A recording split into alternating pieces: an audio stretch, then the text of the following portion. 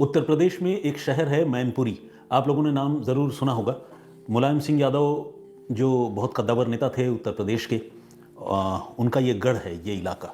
तो खैर, एटा मैनपुरी का ये इलाका जो है अपने आप में पॉलिटिकल एक्टिवनेस की वजह से काफ़ी मशहूर है, जाना जाता है। इसी मैनपुरी शहर में एक जगह है खरपरी, और खरपरी से थोड़ा आगे अगर आप जाएंगे तो एक नहर बहती है। उसी नहर वाले रास्ते पर 11 अगस्त को, यानी पिछले महीने 11 अगस्त को एक महिला की लाश पड़ी हुई थी। जब उस लाश पर लोगों की नज़र पड़ी तो लोगों ने फौरन मैनपुरी पुलिस को इन्फॉर्म किया, इसकी जानकारी दी। लाश जो है नहर वाले रास्ते पर थी, तो सुनसान सड़क थी और झाड़ियों में पड़ी हुई थी, बिल्कुल रोड के ऊपर नहीं थी। तो जब लोगों ने पुलिस को इन्फॉर्म किया तो मैनपुरी की पुलिस मौके पर पहुंची, और पुलिस ने मौके पर पहुंचकर देखा कि महिला के गले में एक चुन्नी लिपटी हुई है, और देखकर ऐसा लग रहा था कि शायद उसी चुन्नी से गला घोंटकर महिला की हत्या की गई है। मौके पर कोई ऐसी चीज़ जिससे महिला की पहचान पता हो पाती वो पुलिस को नहीं मिली। हाँ, एक मोबाइल फ़ोन थोड़ी दूर पर पड़ा हुआ ज़रूर मिला, लेकिन जब पुलिस ने उस मोबाइल फ़ोन को अच्छी तरह से चेक किया, उसकी जांच की, इस उम्मीद से कि शायद इस मोबाइल फ़ोन से महिला की पहचान पता चल जाए, उस मोबाइल फ़ोन में सिम कार्ड नहीं था। तो पुलिस ने डेड बॉडी को रिकवर किया, पोस्टमार्टम के लिए भिजवाया, उसकी कुछ तस्वीरें क्लिक की सीन ऑफ क्राइम पर, और साथ ही मोबाइल फ़ोन को जांच के लिए अपने पास रख लिया।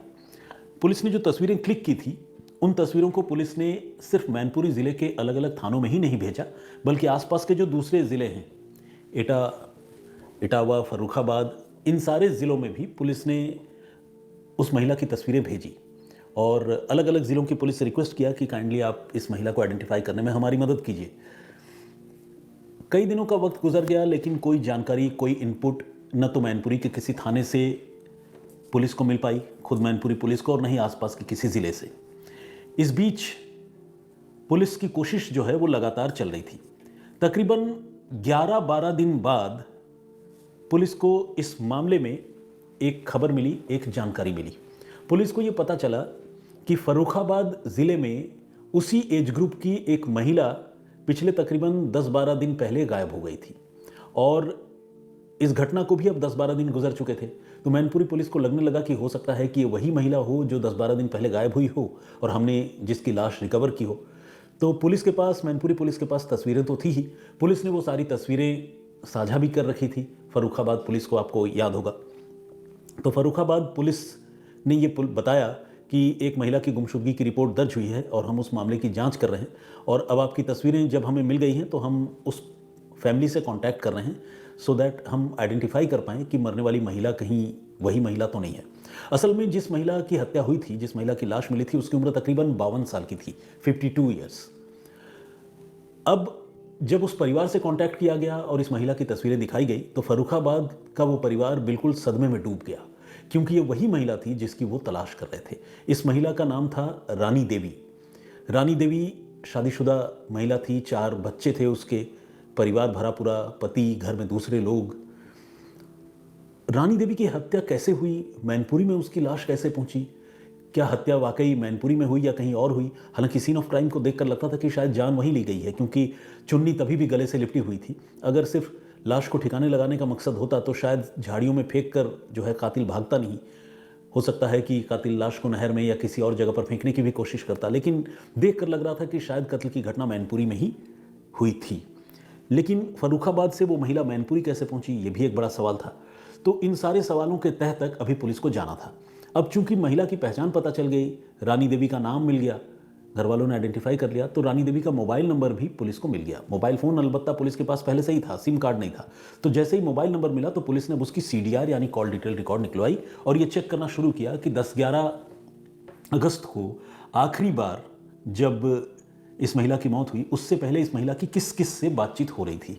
तो जब CDR पुलिस ने निकलवाई और उसका मुआयना किया, तो पुलिस ने देखा कि अरुण राजपूत नाम के एक लड़के से उस महिला की बातचीत हो रही थी, और आखिरी वक्त पर भी अरुण राजपूत से उसकी बातचीत हुई थी। अरुण राजपूत का जब मोबाइल नंबर पुलिस को मिला CDR में, तो पुलिस ने उस मोबाइल की लोकेशन चेक की, तो पता चला कि हाँ, वो नंबर जो है मैनपुरी का ही है। इससे ये बात एस्टेब्लिश हो गई कि अरुण राजपूत नाम के जिस लड़के से आखिरी बार रीना देवी की बातचीत हो रही थी, अरुण राजपूत मैनपुरी का रहने वाला लड़का है। अब अरुण राजपूत की लोकेशन पुलिस ने निकाली मोबाइल फ़ोन के सहारे, और पुलिस ने उस लड़के को हिरासत में लिया। अरुण 25 साल की उम्र का एक लड़का था। अरुण से पूछा कि क्या रानी देवी को जानते हो, क्या है? अरुण ने मना कर दिया। लेकिन जब पुलिस ने वो तस्वीरें दिखाई और पुलिस ने सीडीआर के साथ उसको कन्फ्रंट किया तो उसके सामने ये सच कबूल करने के कि हाँ वो रानी देवी को जानता है, उसके पास और कोई चारा नहीं था। अब पुलिस ने उससे सख्ती की ये जानने के लिए कि भाई आखिरी बार तुम्हारी बातचीत हुई थी, तुम्हारे मोबाइल फ़ोन की लोकेशन भी उसके मोबाइल फ़ोन की लोकेशन के साथ दिख रही है, तो क्या मामला है बताओ। अब अरुण ने अपना मुंह खोलना शुरू किया। ये अरुण ही था जिसने रानी देवी का कत्ल किया था, और अकेला। अब सवाल यह है कि फर्रुखाबाद की रहने वाली, पड़ोस के ज़िले की रहने वाली रानी देवी की हत्या अरुण ने क्यों की? कोई रिलेटिव नहीं, कुछ नहीं, कनेक्शन कैसे जुड़ा, कैसे बना, ये सारे सवाल पुलिस को पता करने थे। तो पुलिस ने इससे पूछा तो इसने बताया कि तकरीबन 1.5 साल पहले उसकी इंस्टाग्राम पर रानी देवी से दोस्ती हुई थी। रानी देवी बेहद खूबसूरत, दिलकश महिला थी और लगातार अपनी तस्वीरें और रील्स वो इंस्टाग्राम पर डाला करती थी। ये सब कुछ देखकर वो रानी देवी पर मोहित हो गया था। बोलचाल की भाषा में जिसे कहते हैं कि रानी देवी पर लट्टू हो गया था। अब वो रानी देवी के साथ इंस्टाग्राम पर चैट करने लगा। रानी को भी जो है शायद किसी अच्छे हैंडसम नौजवान की तलाश थी। हालांकि वो शादीशुदा है, 4 बच्चों की माँ है इसके बावजूद। तो उसने अरुण से बातचीत शुरू कर दी। चैटिंग का ये सिलसिला तकरीबन 1.5 साल तक चलता रहा। दोनों एक दूसरे से मिले नहीं थे। अरुण जो है वो रानी देवी पर मोहित था, फिदा था। उसकी खूबसूरत और दिलकश अदाओं और तस्वीरों पर वारा जा रहा था। तो 1.5 साल तक ये सब कुछ चलने के बाद एक दिन अरुण ने ये तय किया कि वो अपनी गर्लफ्रेंड रानी से मिलेगा, और उसने कहा कि मैं मिलने आ रहा हूँ और फर्रुखाबाद के एक होटल में अभी से, यानी आज की जो तारीख है, आज 3 सितंबर है, अब से तकरीबन 2 महीने पहले फर्रुखाबाद के एक होटल में उसकी रानी देवी से पहली बार मुलाकात हुई। अब जब रानी देवी मिलने के लिए आई और अरुण होटल में रानी का इंतज़ार कर रहा था, तो रानी को देखकर अरुण के पैरों तले ज़मीन खिसक गई। आप पूछेंगे भैया ऐसी क्या बात थी, ऐसा क्या हो गया? तो इसका जवाब ये है कि रानी देवी जो सोशल मीडिया में दिखती थी, हकीकत में वो उससे बिल्कुल अलग थी। रानी देवी की तस्वीर सोशल मीडिया में बहुत ही दिलकश, एट्रैक्टिव, आवाज़ जो है वो बिल्कुल लरसती हुई, खूबसूरत। और जब रानी देवी सचमुच होटल के कमरे में आई तो रानी देवी 52 साल की एक बुजुर्गियत की ओर बढ़ चली एक महिला नज़र आई, जो डील डॉल वाइज भी काफ़ी तंदुरुस्त थी। तो जिस तरह का एक ख्वाब रानी देवी को लेकर अरुण के दिमाग में था, वो ख्वाब हकीकत में रानी देवी से मिलते ही चकनाचूर हो गया। ऐसा क्यों हुआ? ऐसा इसलिए हुआ कि रानी देवी जब भी इंस्टाग्राम पर या सोशल मीडिया पर अपनी कोई रील या तस्वीर अपलोड किया करती थी तो अच्छा खासा मेकअप करती थी और ज़बरदस्त तरीके से फ़िल्टर का यूज़ करती थी, जिसकी वजह से वो उम्र में काफ़ी कम नज़र आती थी।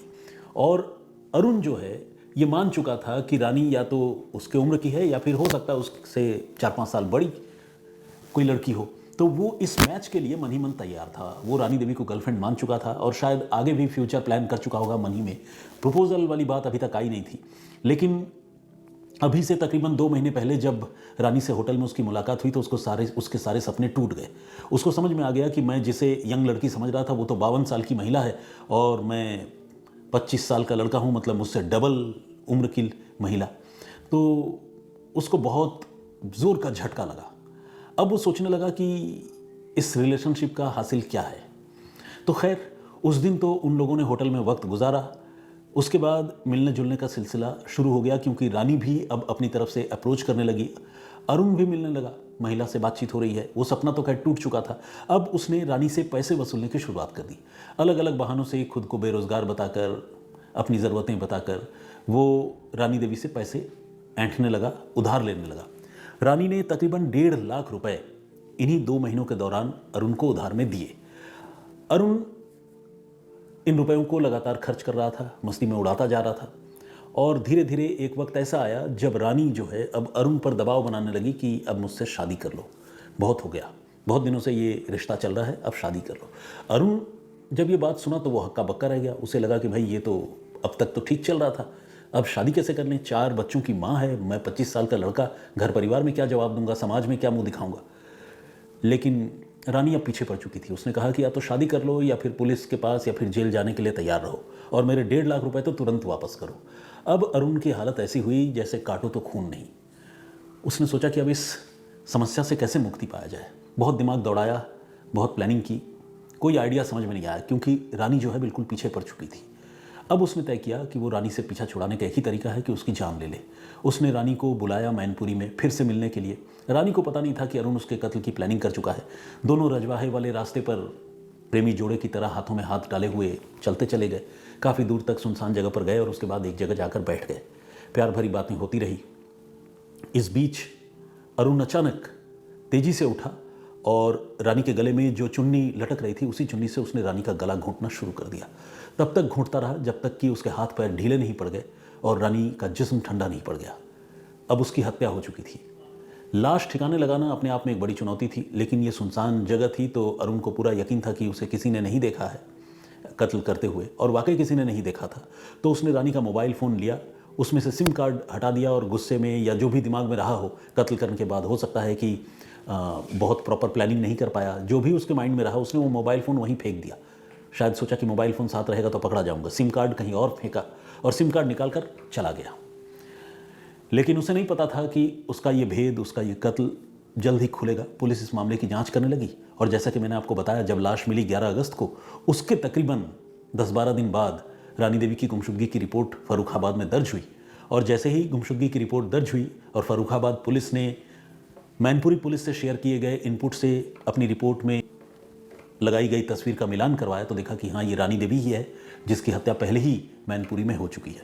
इस तरह से वो इन्फॉर्मेशन कोरोबोरेट हुए, एक दूसरे से मिल गए और फिर इस मामले की जांच आगे बढ़ी। इस पूरे मामले में सबसे शॉकिंग, सबसे चौंकाने वाली बात है फिल्टर। एक फिल्टर कितना खतरनाक और जानलेवा साबित हो सकता है। बेसिकली मैं कह तो रहा हूँ फिल्टर, लेकिन दोष फिल्टर का नहीं है, दोष है इस तरह के रिश्तों का जिसका शायद कोई हासिल नहीं होता। रानी देवी को मेरे हिसाब से इस तरह के खतरे से और अपने पूरे परिवार को धोखा देने से बचना चाहिए था, जो उन्होंने नहीं किया, जिसका नतीजा रानी देवी को अपनी जान देकर चुकानी पड़ी। इस पूरे घटनाक्रम पर आपकी सोच, आपका नज़रिया क्या है, प्लीज़ हमें कमेंट करके ज़रूर बताइएगा।